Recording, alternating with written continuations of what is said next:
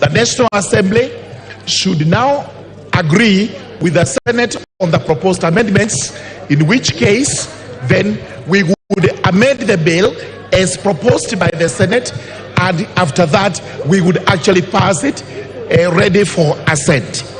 The reason why the Justice and Legal Affairs Committee agreed with the Senate is that the proposed amendments are not major amendments as such, but are proposals that since the IEBC Act is supposed to be considered by the two houses, the bicameral houses, where we have made a provision for the National Assembly, then there is also a mention of the Senate.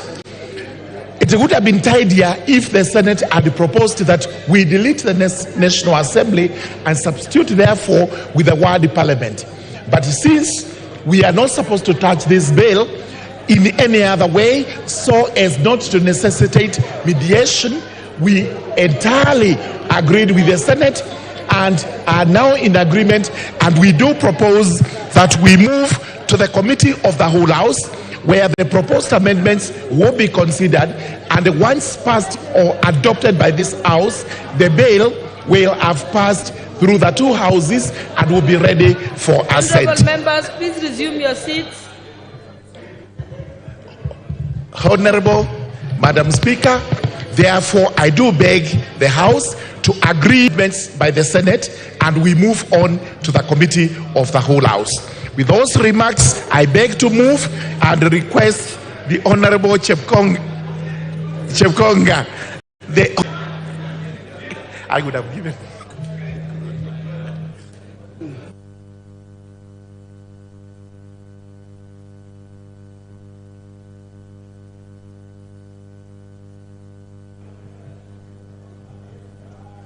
Thank you very much, Honourable Speaker. Honourable Speaker, I rise to second the proposed amendments from the Senate as moved by the Chair of Justice and Legal Affairs, my very good friend, the Honourable Murugara, and I totally agree that this is the way we should go.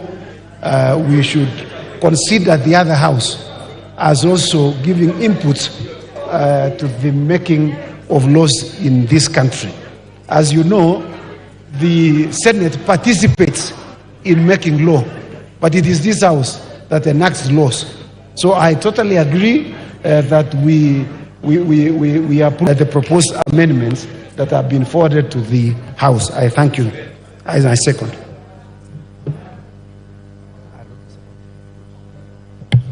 Honourable members, I now propose the question that the Senate amendments to the Independent Electoral and Boundaries Commission Amendment Bill, National Assembly Bill number 10 of 2024 be now considered.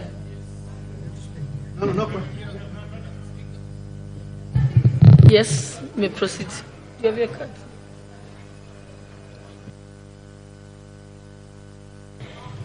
Thank you, Madam Speaker, for this opportunity to support the amendment as presented by the Senate. I have had keen interest, especially on this bill.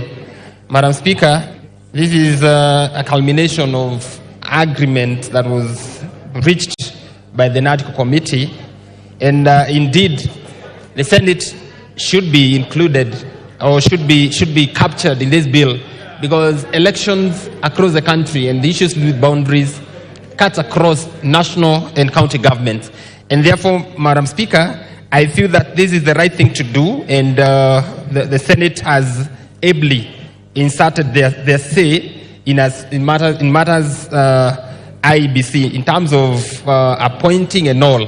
And therefore, Madam Speaker, I think it's only in order that we support this bill so that then some of these constituencies that do not have representatives, and even our wards, some that either their representatives have passed on or seats have been declared vacant, Madam Speaker, will have an opportunity now to set up so that then they have representatives and people working for them.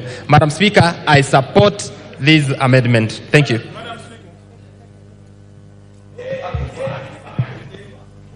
The Honourable Member for Mandera North, Honourable Bashir Abdullahi. Thank you very much, Honorable Speaker. Honorable Speaker, this bill is very important, and I want to urge this House to agree with the committee with the Senate amendments. Honorable Speaker, I have a neighbor constituency by the name Banisa constituency. You may proceed. Minority Leader, I'm going to give you a chance after Honorable Bashir. My neighboring constituency called Banisa does not have a representative, and now it is 15 months since the death of our brother, the late Honorable Maalim Kulo Hassan. And all this is because of the fact that IBC is not fully constituted. It's unfortunate that the people of Banisa have been denied representation by the fact that IBC is not fully constituted.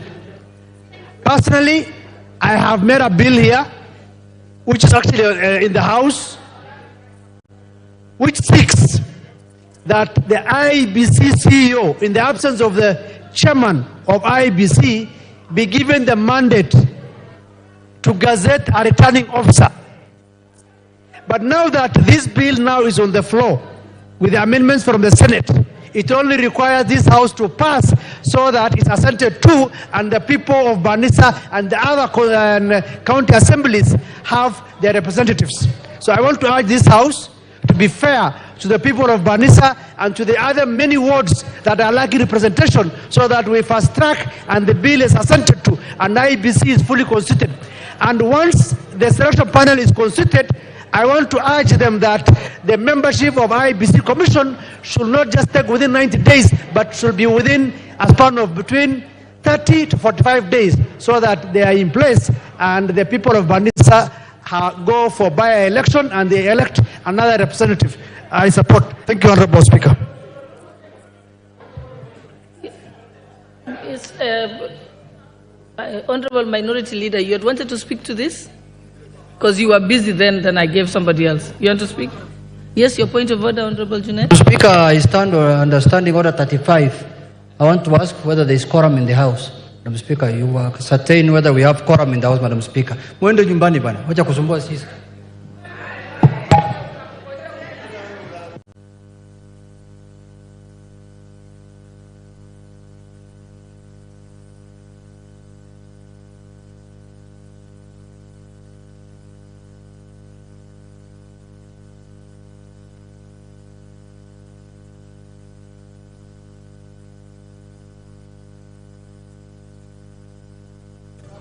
I direct that we ring the quorum bell for 10 minutes.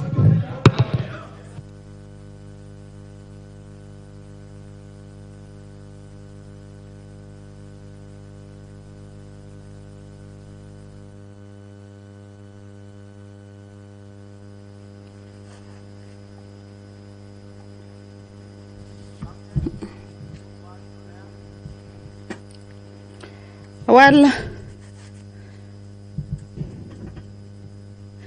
the quorum bell is underway. The House has fallen short of the required quorum as the business of the House continues. That is an issue that has been raised by the Minority Whip, Junet Mohammed, informing the Speaker that the House does not have the required quorum during the proceedings of the House, and that has necessitated the quorum bell. The business that is on the floor of the House, or that was on the floor of the House, was the consideration of the amendments to the Independence, Electoral and Boundaries Commission, Bill number 10 of 2024, a bill that is originating from the National Assembly. It's a bill that was considered at the Senate, and the Senate had proposed a number of amendments, and